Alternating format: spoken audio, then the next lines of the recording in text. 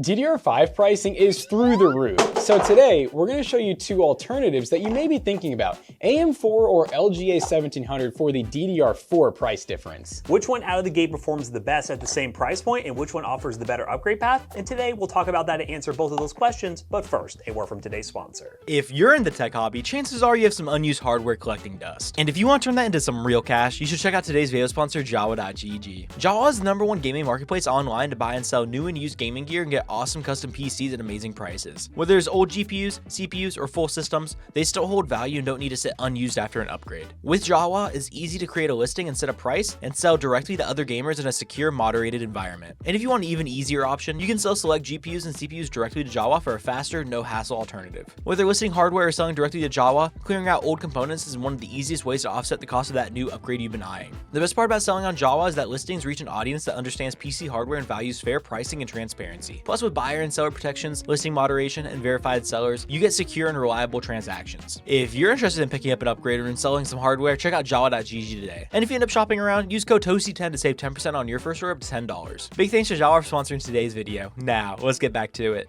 So let's go ahead and do our usual Toasty Bros disclaimer. So we're doing this video as you're a gamer who wants to upgrade or build a new PC and you have a set budget to spend. So this is not exactly going to be apples to apples because we got a 5800 XT, which is a Ryzen 7, but then we have an Intel i5 over here. But together, these combos actually end up being about the exact same price with the DDR4 RAM. And of course, we're going to use the same GPU for both test benches. And in this video, we're going to do what we do in Toasty Bros fashion. We're going to do some Let's Play benchmarks to see some live action gameplay in some popular titles to see, is there a bottleneck situation that we have with the GPU we use, which we'll talk about here in a second with either one of these platforms, and then stretch into some other games at 1080p to really test those CPUs and see what the difference is between both platforms to see which one is the better option for you to invest in if you're building with DDR4. But before we get into all the testing, let's talk about each of these platforms, what we bought for each platform and how much we spent. And then we're gonna dive into the constants of this test, the RAM kit and storage, along with the coolers that are exactly the same, and then put it all together and dive into testing. So we got both of these builds extremely close on the price point, $309 for each combo. So we did have to spend a little bit more on like a board or something like that here. So for example, we have our 5800 XT with our B550M Aorus AX. And then of course the RAM is the exact same for both builds. We're just literally swapping RAM over. So $309 on this combo for AM4. And then for our LGA 1700, we went with a Gigabyte B760M gaming plus Wi-Fi. And then we have an i5 12600KF. So $309 for each. Now, obviously something that we're going to talk about a lot in this video is the fact that we are testing pretty much the top of the platform for AM4 because you're not buying a 5800X3D for any good price. You're paying like $400 for one of those. This right now is around $200 to $210, and it is literally the best CPU besides the 5800X3D. While with the LGA platform, you have to keep in mind, we're very mid-range right now with the 12600KF. You could go up to like a 14700KF or something like that, and obviously have way more performance, but you're spending more. And that is one of the reasons why this motherboard is a bit more expensive than the AM4 motherboard. Realistically, we're already at the top of the line CPU, and honestly, if you could get a 5800X3D, this motherboard would work perfectly fine for it. But going with the higher end 13 and 14 gen Intel CPUs, it's a good idea to get a somewhat decent motherboard, and spending $139 gives us that ability to upgrade to something like that, and also still have good price performance out of the gate with the 12600KF. And now to keep things constant, we kept the RAM, the storage, and the cooler exactly the same for both of these combos. And for the RAM, we went with the OLOy 16 gigs DDR4 kit at 3200 megahertz CL16. We paid $96.99 for this kit. Horrible pricing, by the way, but 16 gigs of DDR4 memory is what we're gonna be working with for both of these platforms because honestly, that's the best bang for buck you're gonna get right now. We are using a Timetech 1TB Gen 3 NVMe SSD. Same one in both of these systems, which again, at the time of filming this video, we're looking at about $120 for a 1TB Gen 3 drive on Amazon. Love these pricings. And for the cooler, the IDCooling SE214 XT in black was $1619 for both of these coolers. And the GPU we're gonna be testing for the constant is the RX 9060 XT 16 gig. The average price of this GPU is around $439, which this is kind of like the mid-range level of GPU, mid to high end, depending on who you ask. And this is a good card to test both of these platforms because we can see if there's any bottlenecks between both of them with that GPU, and then we can test it even further with a higher end GPU, but we'll talk about that towards the end of the video. So we've done enough talking about the constants, the variables, the controls. Let's just go game. All right, ladies and gentlemen, we're on good old Ryzen. You know, normally Matt and I's first choice when we think AMD versus Intel, but this is really the big debate right now, is as prices are climbing, as upgrade paths are slowly disappearing. So it really brings up the question of which platform is it worth going with to get the cheaper DDR4 RAM? Is it worth it going with the platform that has 12th through 14th gen Intel, or what we're doing here, which is AM4, and right now, we're basically at the top of the line. I mean, realistically, you're not buying a 5800X3D, unless AMD really does bring that thing back. But otherwise, what are you paying for one of those right now? Like they are like $400? They're like $500 on eBay right now, which Ridiculous. is outrageous. Yeah. Not worth it. You can buy I mean, you can literally buy almost a, where am I going? You can basically buy a 9800X3D and part of the DDR5 RAM for that price. And yeah, we'll verify settings real quick if you could. So we should be running 1440p to start things off. The live testing we're gonna do is 1440p. We enabled FSR because FSR and upscaling does use your CPU a bit. So it's good having that. High settings, medium ray tracing. That is what we're working with. And we do have page up working. Yep, and you know, Matt and I talked a little bit off camera too. We could run this test specifically, like the side-by-sides in 1080p, so it stresses the CPUs a little bit more, but when you're buying a 16 gig card like this 9060, you're probably gonna be playing 1440p, so we'd rather test the more realistic scenario. And hey, maybe there won't even be a different, I swear I thought I was going the right direction. He's just tunnel visioned on this topic, I'm guys. talking too much. He knows I'm this passionate. topic is passion. I'm passionate. There's passion here. All right, we're gonna put our weapon away and we're gonna book it. We're gonna make some distance here. All right, so right now we're looking at an average of like 122, a low of basically 60-ish FPS. So not too shabby. I'm curious if our 12600KF will do, you know, any better. And that's something I know we will have talked about earlier in the video is, you know, we are comparing a Ryzen 7 to an i5 that came out at sort of similar. I guess technically, no, the i5 should be a good amount newer, right? Yeah, should be. Like a year or two, maybe? Yes. And so... Well, 5800 XT, depends on when that yeah, CPU that's release. a little bit newer, isn't it? Let's see, we'll figure out the release date on the fly. That Maybe they're the was, same. oh yeah, that is a lot newer, July 2024. Wow, the i5 might be older. Yes, the i5 was released Probably like 2021, yeah. Okay, wow. Yeah. When did the 5800X come out then? That was probably, let's see, Ryzen 5. They might not even be as old as I think they are. Release date. No, I think it's older than you. 2020. 20, Yeah. I mean, So, still close to the i5. So we are comparing years really closely. And one thing you guys got to keep in mind too is prices fluctuate a lot. You may be watching this video thinking, are the Toasty Bros stupid? You can get the i5 14400 for 120 bucks right now. At the time of filming, we went with two CPUs that were similarly priced on the platform. Yeah, so basically just factoring in CPU and motherboard. But yeah, it looks like at some points we're in the city now. We are dipping below 100. Our GPU isn't maxed out, but that doesn't surprise me with upscaling. Normally that ends up being the case. But we could have a slight, very slight bottleneck. It's not where it's making it unplayable. It's still a very playable experience. I just shot some web at me. Oh no! I just got freaking double teamed. Oh no! I'm gonna die. Oh no! Oh, he missed. I probably shouldn't like show my legs like that. Let's get a little shield recharge. Ooh, that's scary. That is pretty terrifying. Yeah, I mean, so far, like it definitely looks pretty good. This thing is invincible, dude. Oh wait, I got it. Wait, no, I didn't.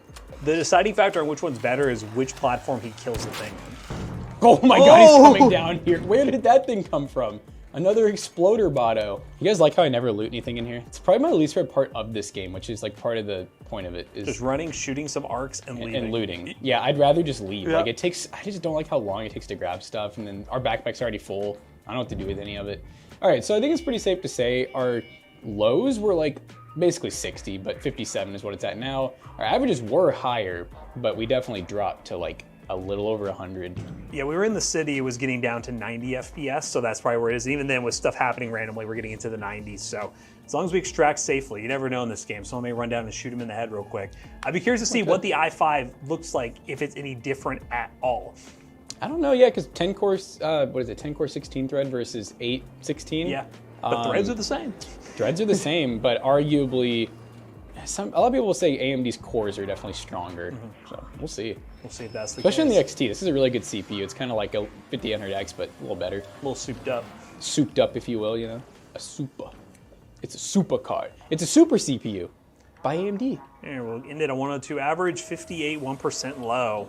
All right, well, shall we see what i5 will do? All right, guys, we are back in Arc Raiders. We're on Buried City again. We're in a different spot, so keep in mind this isn't gonna be like the most perfect test, but it's gonna be close enough. All right, so right off the bat, let's give this a minute, because at first I saw similar, but I am, The minimums are all over the place. We have to give this a minute. Yeah, so for keeping, actually, again, it went pretty low after we got into the city. Yeah. We ended up with an average of 102 last time, with a 1% low of 58.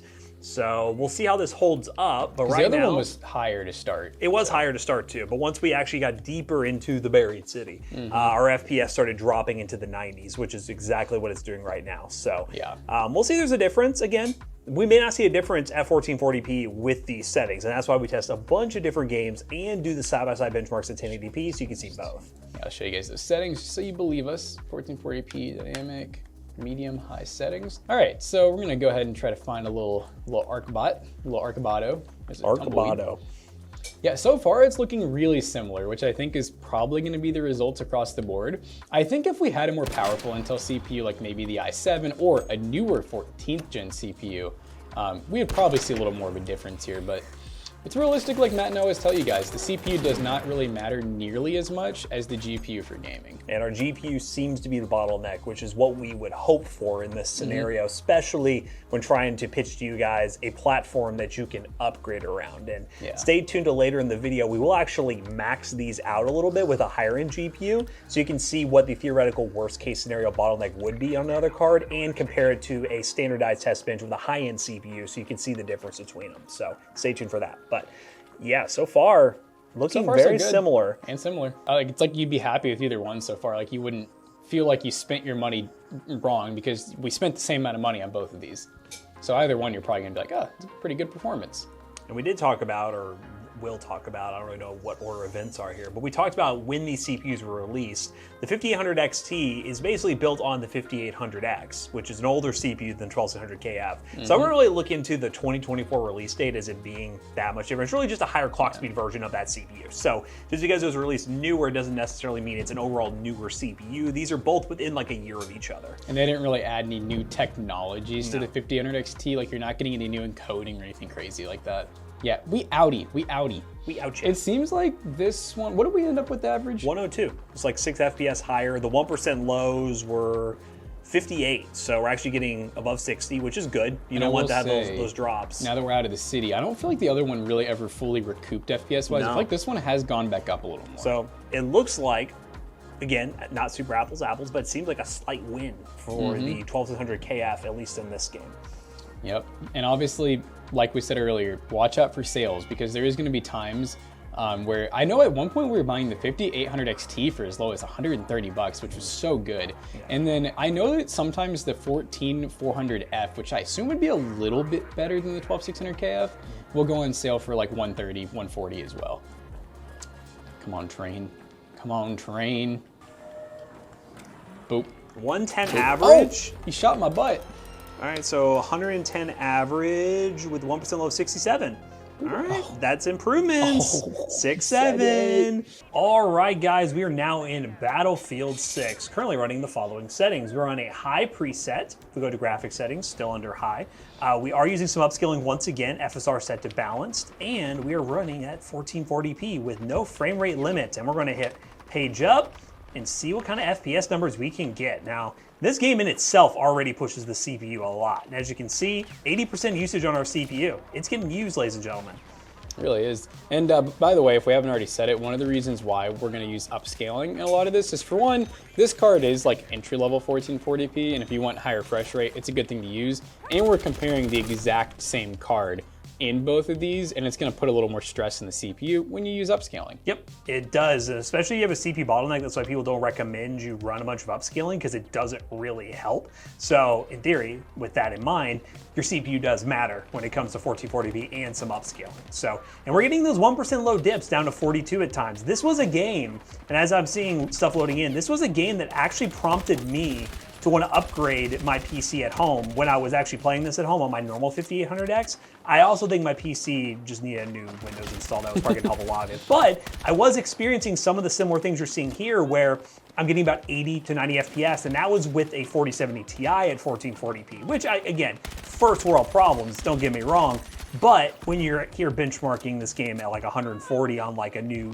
9000 series Ryzen CPU, there is a difference because you are utilizing a good amount of CPU here. And yeah, we'll be very curious to see what ends up happening with the 12600KF. You also on that platform, which we'll talk about towards the end, the beauty of that platform is going all the way up to like a 14700F if you want to. AMD doesn't really have a CPU that is that powerful. So it's one of those where, when we're talking AM4, we're talking AM5 obviously they do, but we're talking AM4, they don't have something that powerful. So it's a matter of, do we think we have a good enough motherboard to support it? And do we think the performance we're getting now is still competitive with AM4 to where we could crown LGA 1700 the better long-term option? That is the ultimate debate. Not to mention too, it's like with LGA, like with 14th gen, it's definitely like dead, but kind of like AM4, they still are, you know, adding things here and there. We're still seeing some new refreshes of CPUs and stuff. The meme is always out there that they're constantly releasing for AM4. And if you're watching this video later in 2026, we kind of teased at it. I would not be surprised if they release the X3D, 5800 X3D again, if they're able to do it. I would not be shocked. Depends what price it's at, but I would not be shocked. People just consider them to be so legendary. So if they're, I mean, dude, if we could get that CPU at least for a little bit for like $200 or less, that'd be pretty solid. Because that's it's still a great. It would get more FPS than this. Definitely, it'll help out a lot. Oh, the farm. This is kind of a farm. It's a mini farm. Dude, we need to get a bigger mag on that gun. I feel like that's its biggest limitation is you get one kill and then reload. This is the cow farm. Ah! No! Oh. All right, one more life, but hey, see the 1% lows. That stutter is definitely there. Oh, I'm getting revived by OG Scallop, thank you. And that's definitely not the GPU getting No, definitely not the GPU. We're just having some CPU limitations here. And again, that is very CPU bound, even at a higher resolution like 1440p. And the GPUs, I mean, you can tell it's not really even like being used as much as it could be just because I think, can't this card pull like, what is its max? Like 170 or something? I don't know. Or is it lower? Maybe? I think it is lower. It's a single 8-pin, so that's true. So I would assume maybe 140, 150 at most. So maybe oh yeah, you know what? I was reading that backwards. I thought our GPU is the one that was at like 80%. Yeah, no, GPU is, I would think our GPU is pretty much there. Yeah. Oh, okay, I'm dead. Oh. All right, we're gonna call it there. 85 FPS average, 1% of 37. Let's see what the i5 can do. I'm very interested to see what those numbers are gonna be. All right, guys, we are in Battlefield 6 once again on the 12600KF, and we're currently running the same settings. We have the high preset looking here. We're in high. We do have FSR set to balance, just like before. Yep, FSR set to balance. If we go back, scroll down, 1440p, borderless, looking pretty dang good. We're gonna hit page up and see what kind of FPS we can get. Right now, it is quite high. Before, we got an average of 85 with a 1% low of 37. Now, I will say, we're moving in deeper into the battle. This is the exact same area I was before, which is great. But this is where the FPS started dropping the more I played in this location. Will this run better than our 5800X T? I gotta add that XT, that is important. But there's a lot of people down there, holy crap. The T means turbocharged. Killed the spicy nugget. Now, I will say, 12600K, especially the KF, older CPU, but every time we paired it with a good GPU, it's always been very impressive. Like, it's kind of an underrated CPU in terms of performance, and right now, it seems to be handling this a little bit better. I mean, there are some times that we're lower, but we're not getting those stutters yet that we were getting, and we're maintaining higher average FPSs. Yeah, and this is one of the reasons why we wanted to do this video is we do feel like people automatically go Team Red no matter what the circumstances, no matter what the price is. Exactly. And kind of feel like we're showing you guys, you know, it's worth looking at both sides depending on the market. And it does make it even more interesting because, again, minus the 5800X 3D just making a comeback, I don't really know another AM4 CPU that I would recommend to somebody who's trying to build the best AM4 they can right now new. I would say get a 5800 XT. I mean, you could go with a higher core count CPU, but that's not gonna help with your gaming performance. So like, realistically, we're almost looking at the best that you can get on AM4 minus one of the X3D CPUs that you might be able to find. They're really hard to find. And we're on this Intel platform that is not even the best it could go to. It could go up to an i7 if you want to. So it does really sell this platform a lot more. It's just, I feel like there's still a lot of lingering, you know, hatred of Intel because of the 13 and 14 gen debacle that has been sorted out with BIOS updates, but it is still something that is lingering that people need to consider. Because this is, yeah, I mean, I am in this area and it is getting down to the 90s at times, but it seems to be holding up better.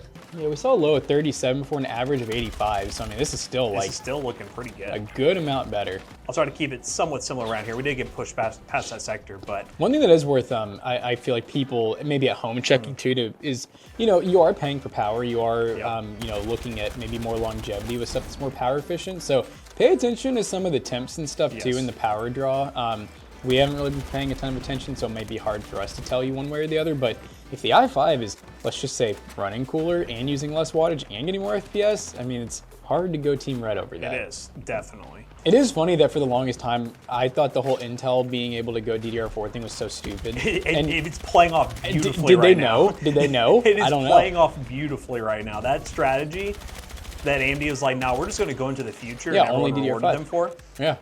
This is playing off very nicely for them right now. This is how Intel makes their comeback with old stuff. That's what we need, though. We need stuff to get produced, no matter what it is. We need gamers. That's what we need. I need to be a gamer. Oh! All right, I'm gonna end it there, guys. 106 average, 1% low of 50. Man, that's an interesting number to see. But hey, we didn't stop here with just these benchmarks. We ran some side-by-sides at 1080p to really stress the CPU individually. And then we threw in kind of a bonus benchmark where I took a 9070 XT, slapped it in this system and the AM4 system, ran 3D Mark, and then we're gonna compare that score to a 9070 XT in a 9800X 3D system to see what the bottleneck does look like with these two CPUs. Because that is important. Again, you wanna be able to upgrade your GPU beyond this, you need to upgrade your CPU. We'll show those numbers and wrap this video up. All right, guys, so now that we finished our Let's Play benchmarks for Battlefield 6 and Arc Raiders, let's dive into some side-by-side testing at 1080p to see how these CPUs vary from each other, because the results we got during the Let's Plays were quite interesting. And the tests we ran are as follows. We ran 3D Mark Time Spy, CS2, Assassin's Creed Shadows, and Cyberpunk. First up, we're gonna run CS2 here, 1080p low settings on the AM4 platform with the 5800 XT. We got an average of 530.7 FPS with a 1% low of 180.6, while on LGA 1700, we only got an average of 441 FPS with a 1% low of 177. This was a very interesting result to see the 5800 XT on low settings 1080p actually outperforming the 12600KF, which we thought was the better overall CPU when we were running our benchmarks at 1440p. This is very interesting to consider. Next up, Assassin's Creed Shadows, 1080p high settings with native anti-aliasing and no frame rate limit.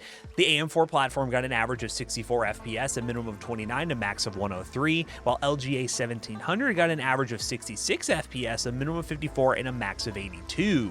The 12600K seems to be the winner here. We're actually getting higher averages and higher minimums while the max is lower. The max metric is normally one you can't ignore because it really doesn't matter too much in terms of fluidity of gameplay. It just means at some point the FPS skyrocketed randomly in the scene. So in this scenario, a AAA title with the 9060 XT 16GB, it seems like you're getting slightly more performance with the 12600KF. Lastly, we tested Cyberpunk 1080p high settings, and with the AM4 platform, we got an average of 111.45 FPS with a minimum of 84.62 and a max of 146.5.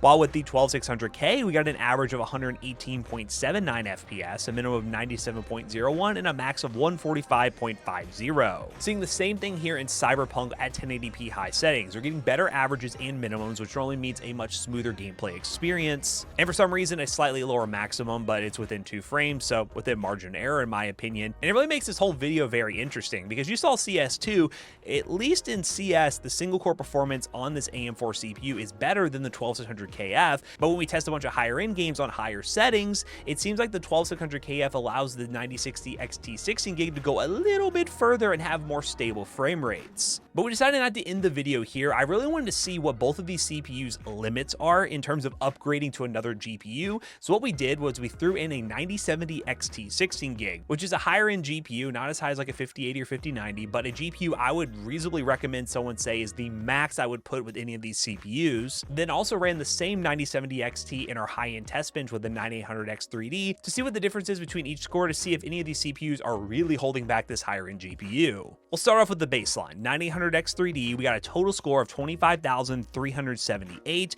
a GPU score of 29,542, and a CPU score of 14,109. Now the AM4 platform, our score goes down to 22,816 with a GPU score of 29,409, which is only a little over a 100-point difference, and the CPU score of 10,050. Interesting note before we go to LGA 1700, it does seem like the GPU score is pretty close, not super far off. 100 points is a noticeable amount, but when we're talking 29,000, it doesn't seem like we're losing that much of our 9070 XT, at least in this test with the 5800 XT. Now let's bring in LGA 1700, where we got a total score of 24,337, which is higher than AM4, but that's going to be based on the CPU score.